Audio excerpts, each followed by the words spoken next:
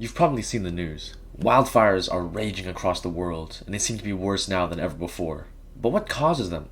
And why have they become more destructive in recent memory?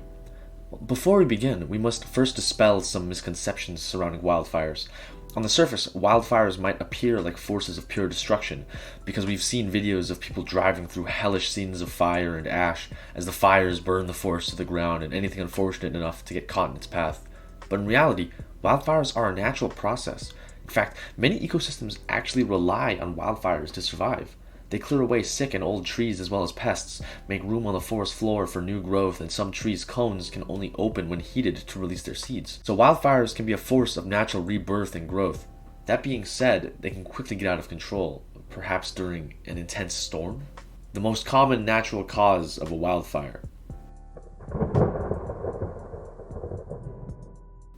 is lightning. Lightning has two main parts. The leader, which is the feeler sent from the cloud, which meets leaders coming up from grounded objects. And the strokes, which is the blindingly bright flash of light we see created by the rapid discharge of electricity and is what we call lightning. And there are two main types of lightning, hot and cold. Cold lightning is characterized by higher and intense electrical currents, but with a shorter duration. Meanwhile, hot lightning is characterized by lower currents, longer durations, and more strokes, and is what we need to worry about. According to BC Public Safety, it has been found that 60% of wildfires are caused by hot lightning and 40% are due to human causes. Interestingly, this same stat is quite different in the US. According to National Park Service, 85% of wildfires are caused by human activities. These are activities such as campfires, throwing cigarette butts on the ground, setting off fireworks, and intentional arson. And although it's not included in human activities, there's another major driving factor in wildfires: climate change. Climate change is worsening wildfires. They have become more frequent and more damaging because of it. One reason for the increases in frequency is due to lightning. Climate change is actually causing more lightning as global temperatures rise. There will be more lightning strikes per degree Celsius risen, and Romps et al. Has found that these strikes could double in the next century if no changes are made. Climate change and increased temperatures also dry out fuel for wildfires and makes them more flammable. This is why dry spells are so dangerous. They make wildfires so easy to start as the whole forest practically becomes a tinderbox. This also leads to more wildfires that quickly get out of control and become too much for the firefighters to handle. You can see why climate change is such a problem. Let's take a look at one of the most dangerous wildfire types: crown fires. Crown fires burn crown or aerial fuel, which are at least 1 meter above the ground, like branches, tall bushes, trees, leaves, and bark. They're the most dangerous because they spread from tree to tree at blazingly fast speeds. They can quickly get out of hand and become difficult to control. It's predicted that crown fires will become more and more prevalent as climate change continues. And it's not just happening in North America. Climate change is galvanizing wildfires around the globe, from the Amazon to Italy, Indonesia, Russia, South Africa, and Australia. In the example of southern Italy, like Sicily and Sardinia, as well as Greece, they have lost thousands of hectares of land to wildfires raging this year, some of the worst in Europe. And California has fought the largest wildfire in its history this year. Australian bushfires have seen 800% increase in land burned since 1980, all in part because of climate change's temperature increases.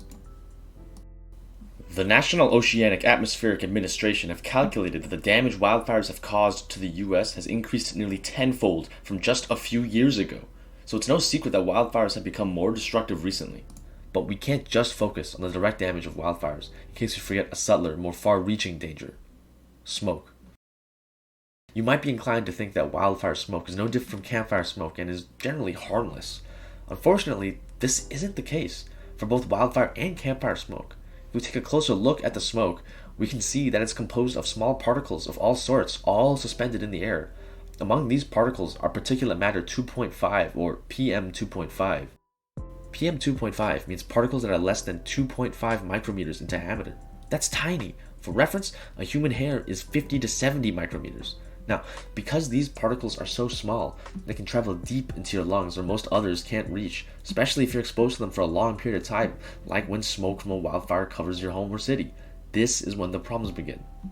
There are the usual issues that come with a blanket of smoke covering the city, a bad smell in the air, irritation to the throat and eyes, coughing, but there are many more effects that only come with prolonged or repeated exposure.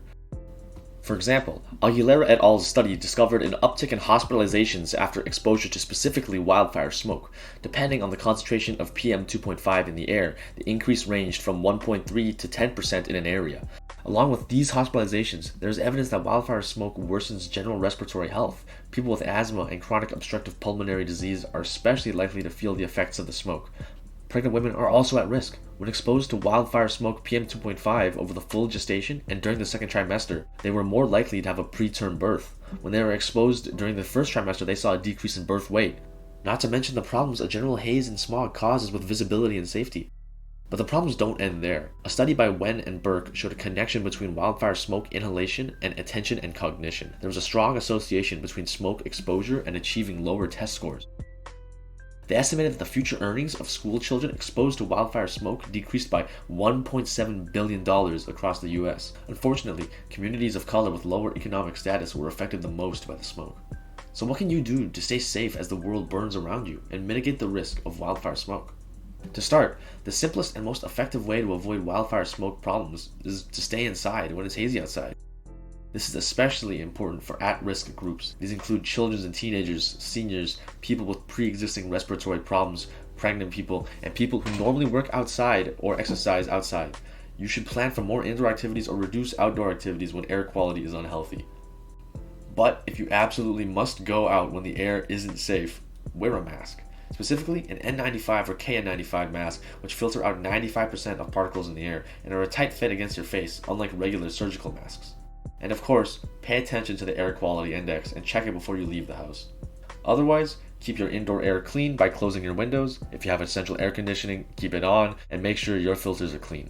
If you do start to feel something that you suspect is caused by smoke and poor air quality, contact your healthcare provider to make sure it's nothing serious.